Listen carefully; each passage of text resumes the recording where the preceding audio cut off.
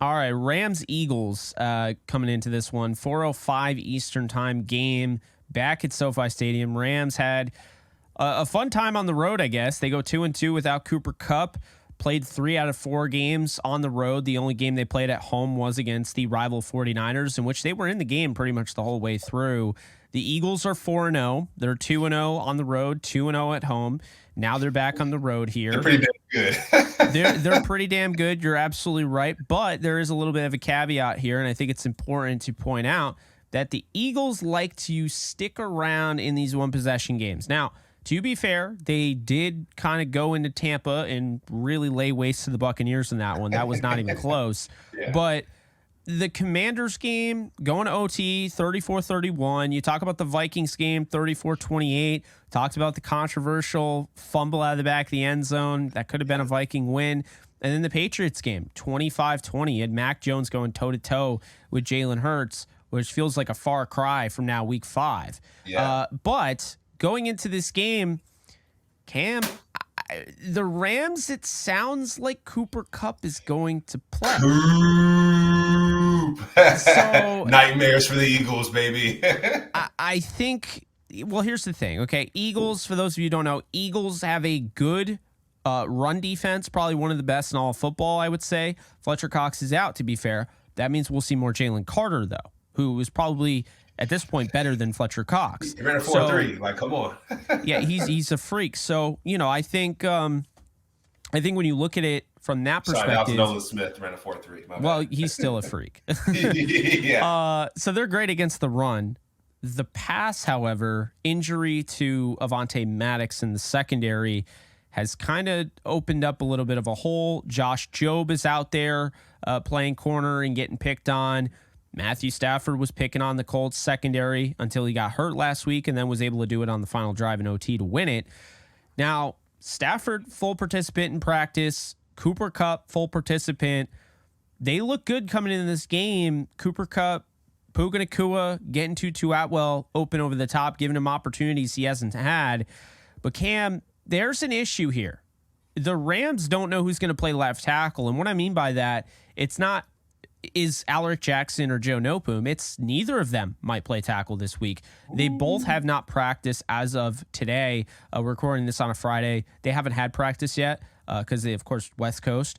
But Thursday, not practicing yet, that's a little scary. So, Cam, there's a chance Warren McClendon, the 5th-round rookie from Georgia, who, to be fair, he's played tackle in big-time games. We're talking national title games. He might have to start. He's going against Georgia Bulldogs, so it's perfectly fine. He's seen those guys in practice, so I think he's going to be fired up. I'm looking forward to this game, Jake. I know we had Simone on to Bleav in Rams to talk about the score. She said 42-17 Eagles. I didn't like that, Jake. I'm going to go 27-24 Rams because the Rams are going to maintain the football. I think when it comes to pressure, though, I think that's going to be the biggest factor in this game for the Rams. When it comes to the Eagles, I think they lead the NFL, right, with 65 pressures on the season. I think they're 6 so far, and the Rams don't do really well against pressure. So what I can see is you talked about the defensive backs for the Eagles, not too healthy right now. So what I can see is Puka Nacua, Tutu Atwell, across the middle, a lot of those crossing routes that they've been successful at. Matthew Stafford completing. I think when it comes to that defensive line, we discussed it on Bleav in Rams, but Kyren Williams and Ronnie Rivers have to slow down that defensive line, whether it's the screen plays, those check down passes where, hey, I'm going to check it down by the defensive line and force them to take the angle and run down the field and tire those guys out, because that's the only way Matthew Stafford is going to protect the football is if he can get out of his hands quickly. So it's going to be a long game, Jake. I think it's going to be a long game. The Eagles just looked away from the Washington football team. So I think they're licking their wounds from that one. So hopefully the Rams can capitalize on it. Yeah, and I think, really the key here is you got to worry about DeAndre Swift. I mean, you got to be able to defend him. I think the Rams defense is going to have to defend the run. They are pretty much middle of the league in run defense, which, by the way, isn't bad when you have 32 teams in a league. That's around 15, 16. So not bad. Their pass defense, however, is 8th, and we've seen it. Callo's played really well. Jerion Kendricks surprised us. I mean, Russ East is really killing it at the back end of the secondary. Really an enforcer out there. And then, of course, Jordan Fuller had the forced fumble that was huge in that Colts game. So you look at it and you're like, okay, like the secondary's playing well. Now they got to be able to put pressure on Jalen Hurts, though. The Eagles run the ball more than anybody in the league, 35 run plays a game they average. So this is a team that wants to run the ball, and what the Rams are going to have to do, because they do have to run the ball with Kyron Williams and Ronnie Rivers, but in order to get that going, they will have to throw the ball and open up the run with the pass. And I think this is going to be a very similar type of script to the 49er game. The Rams knew they weren't going to be able to run it that well against a really tough front of the San Francisco 49ers. So what you do is you come out with the pass, you show them, hey, we're going to throw this ball and we're going to succeed. And when you succeed, now all of a sudden things open up, because now it's like, okay, I have to play a little bit more back. I have to have more guys in coverage. I have to really make it hard on Stafford to make these reads. And so now what that does is naturally you're going to have a lighter front. When you have a lighter front, it's easier to run the ball against. And so I think that's when Kyron, Ronnie Rivers, who they complement each other well, I think they'll be able to get things going. But on the Eagles side of things, this is a huge test, because you have one of the best quarterbacks in football in Jalen Hurts, and I think he's healthy now. So I'm just saying, like, I think it helps the Rams win up against a guy like Anthony Richardson, kind of simulating what they're going to see with Jalen Hurts. But I think it's definitely fair to be like, this game could go either way. I'm going to go with you, though. I'm going to go literally 27-24, like I predict on Bleav in Rams. I feel good about this game for the Rams. I think the Eagles, they're winning these close games, but I think they've shown, little issues in the chink in the armor, like I said in the last episode, is that secondary. And I think really when you look at Stafford and just the way he's playing, the stats don't indicate it. He's played so well this year on film. I just went through and watched all of the Rams Colts game in all 22 last night, and I was just so impressed with some of these throws that he makes and before he got banged up. He's good to go now. Like I said, not limited at all. The question is left tackle, but I think that they're going to be okay. I think one of those guys will play. And if Warren McClendon has to play, I still think they got a shot. I know it sounds weird. I just don't want to see Zach Thomas out there ever again. No, Zach Thomas and have to just take some notes on this game.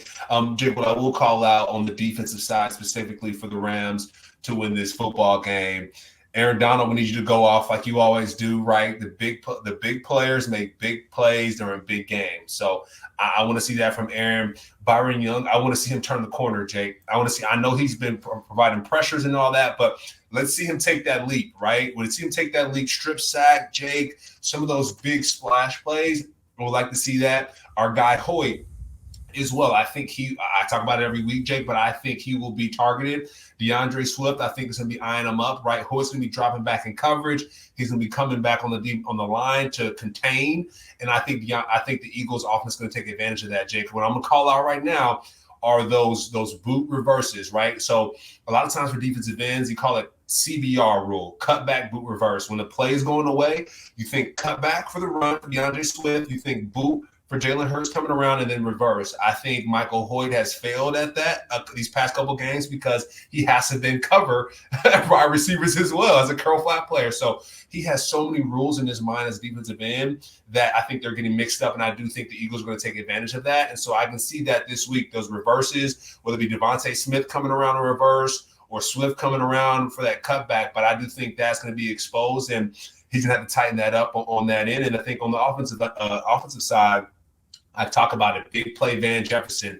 He has to come through because Puka and Tutu and maybe Cooper Kupp, if they're out there, they're going to get double team, triple team, however you call it. And I know the Eagles defense is saying, hey, Puka Nacua is not going to have a 100-yard game this game.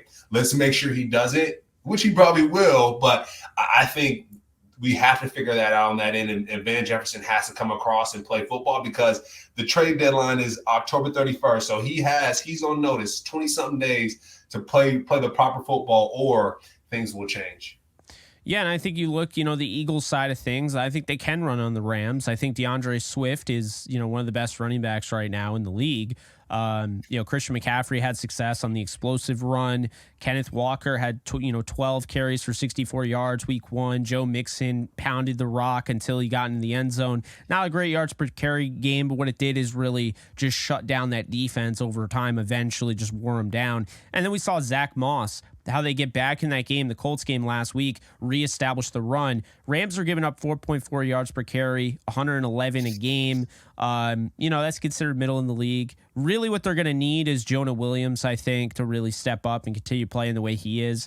He's a top 5 defensive lineman this year in run stop rate. So he's been absolutely on his A game. He needs to continue that. And we're not really sure whether Cam Jurgens is going to play or not, but I still think the Eagles offensive line, being one of the best in football, they're still going to show out. They're still going to show out. Jalen Hurts is still him. And so, you and I both have the Rams winning this game close, but I wouldn't be surprised the Eagles won at all. Yeah, I wouldn't either, Jake. And to be honest, that pass rush, I think the overall factor will be the pass rush. The Rams offensive line have to stop it to win.